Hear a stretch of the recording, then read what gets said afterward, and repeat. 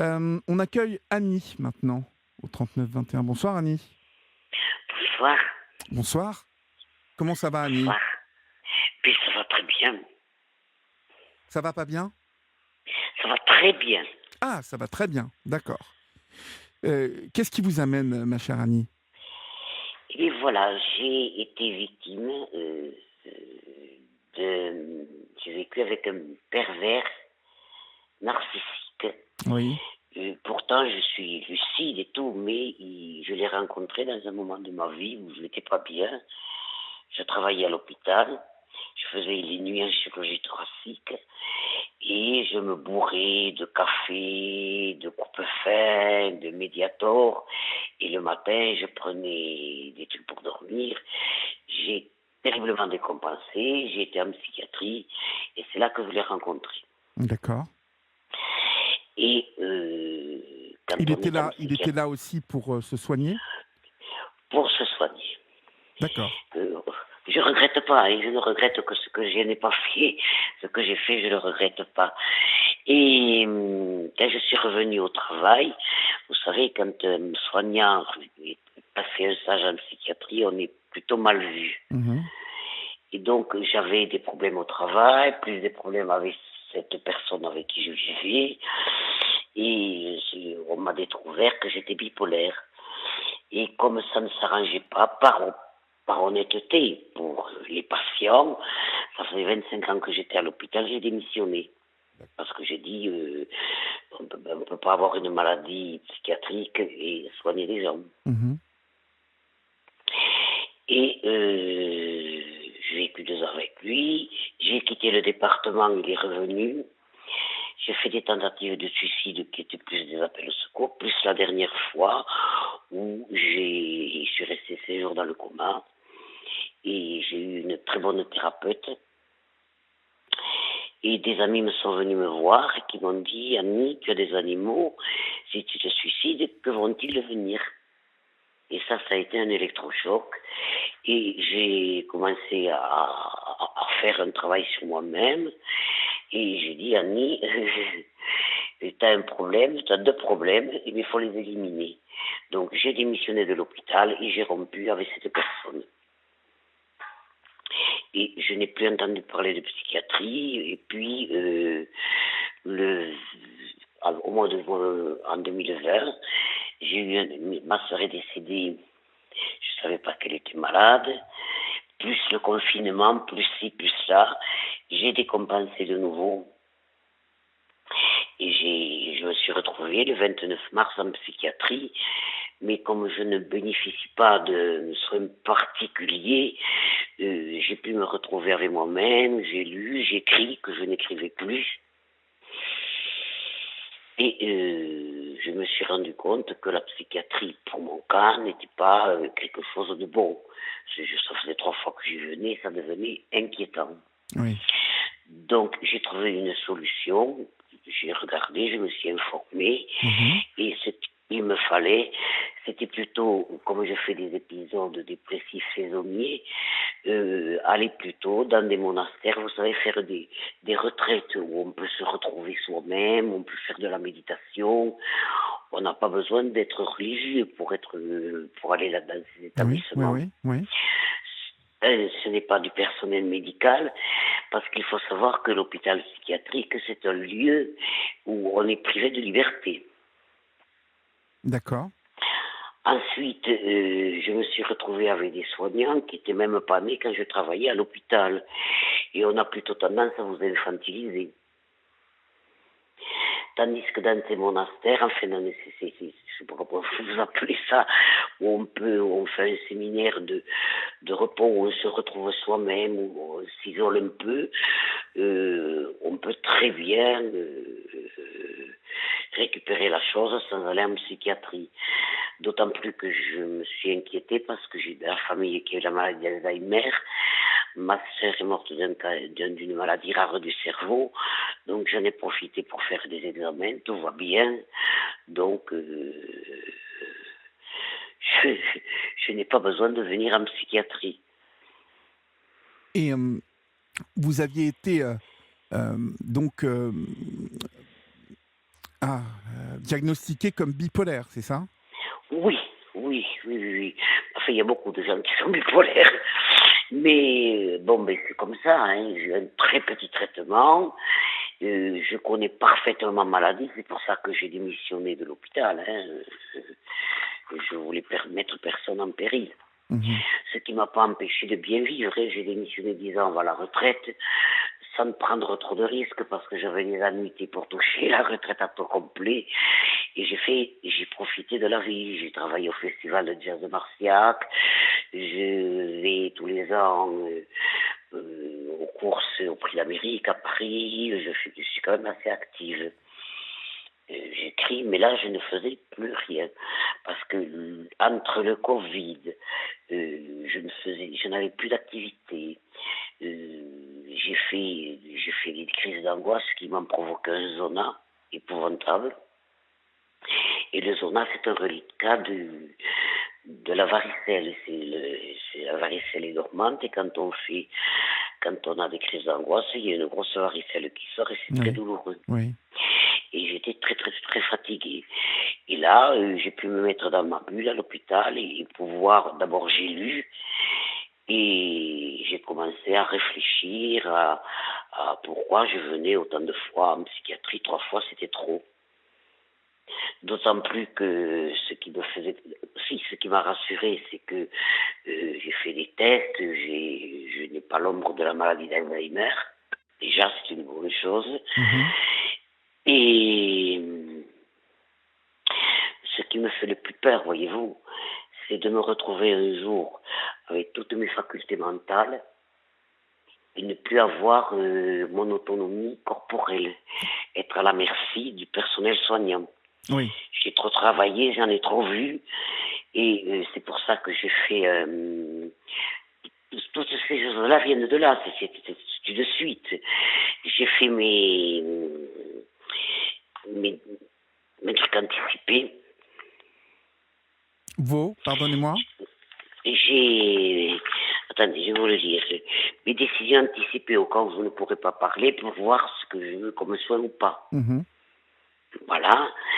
Et je vais quand même me surveiller, je vais quand même dans un atelier de mémoire, que si je vois que j'ai une maladie évolutive et qui ne guérit pas, je suis inscrite à Dignitas et j'irai en Suisse pratiquer un suicide assisté. Parce que je n'ai pas demandé à venir au monde, mais on m'a donné la vie. Et cette vie, elle m'appartient. Donc, si elle n'est plus comme je la veux, je veux avoir le droit de mettre fin. Oui, Voilà oui. voilà ce que m'a donné. En fait, cette expérience avec un pervers narcissique m'a fait penser à toutes ces Mais alors, choses. lui, vous l'avez rencontré là-bas et qu'est-ce qu'il vous a fait en fait? Il faisait quoi? Ah, c'était comme tous les pervers narcissiques, très aimable, très gentil, et quand il était à la maison, des humiliations pas possibles. Ah oui, comme d'habitude, quoi. Hein, c'est dingue ça. Oui. Alors c'est un garçon qui était adroit. Alors il touchait le RMI, il faisait du travail non déclaré, il gagnait un argent fou. Il avait la CMU, il avait enfin tous les avantages sociaux, et je vais dire un gros mot, il disait la France c'est un pays de merde.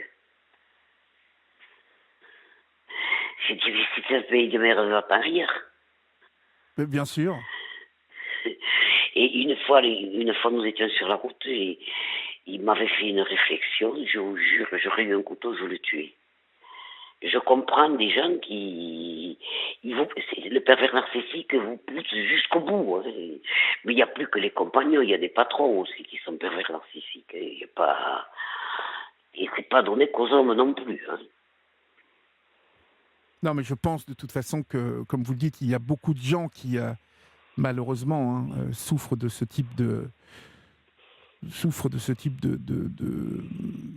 déviation, quoi. Le côté pervers narcissique chez les hommes, bon, on le retrouve chez quelques femmes aussi, hein, parce qu'il y en a chez les femmes. Oui, oui, bien sûr, mais, bien sûr.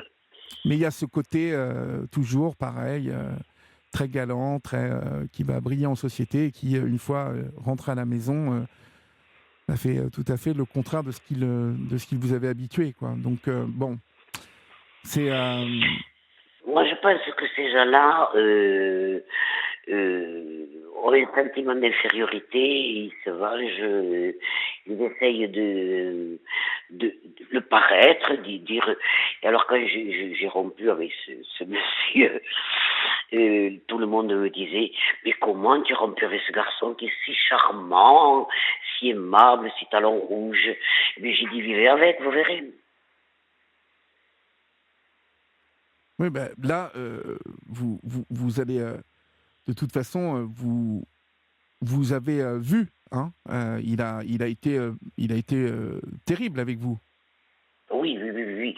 J'ai fait des tentatives de suicide. La dernière, je suis restée 4 jours dans le coma et c'est là qu'on m'a dit, mais c'est mes animaux qui m'ont sauvé. Quand on m'a dit, heureusement que j'ai des amis, il me dit, Annie, qu'est-ce qu'ils vont devenir tes animaux si tu meurs? Ah oui.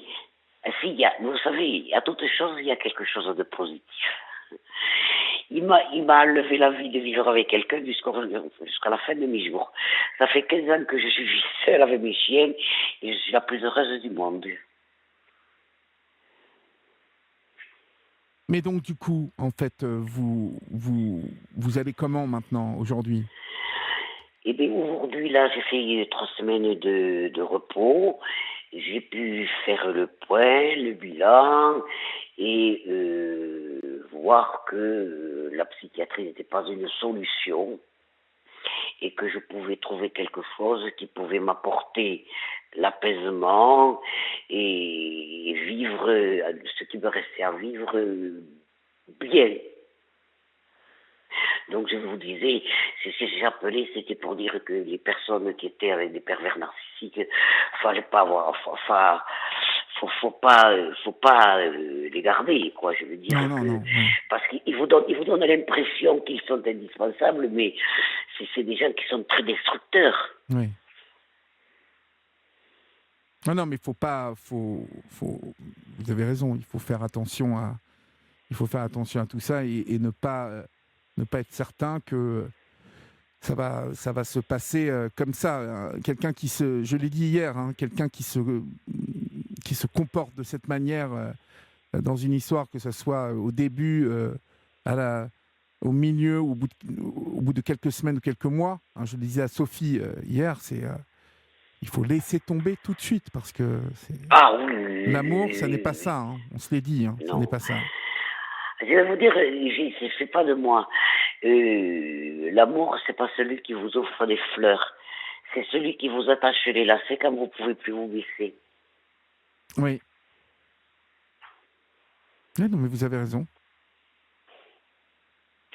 Mais enfin, moi, vous savez, j'ai mis m'amour, j'ai mes chiens, j'ai mes chats, je connais des chevaux de course, de grands champions, je leur ai envoyé des cadeaux, ils m'ont envoyé des photos, enfin, je vis bien parce que je suis lucide et que je me dis, Annie, quand tu as un problème, il y a 36 000 solutions et qu'il ne faut pas s'arrêter et se bloquer là. Et c'est pour ça que ces séminaires sont là pour faire le point, pour se poser et pour repartir mieux après. Oui, c'est ça, oui. Et donc, essayer de,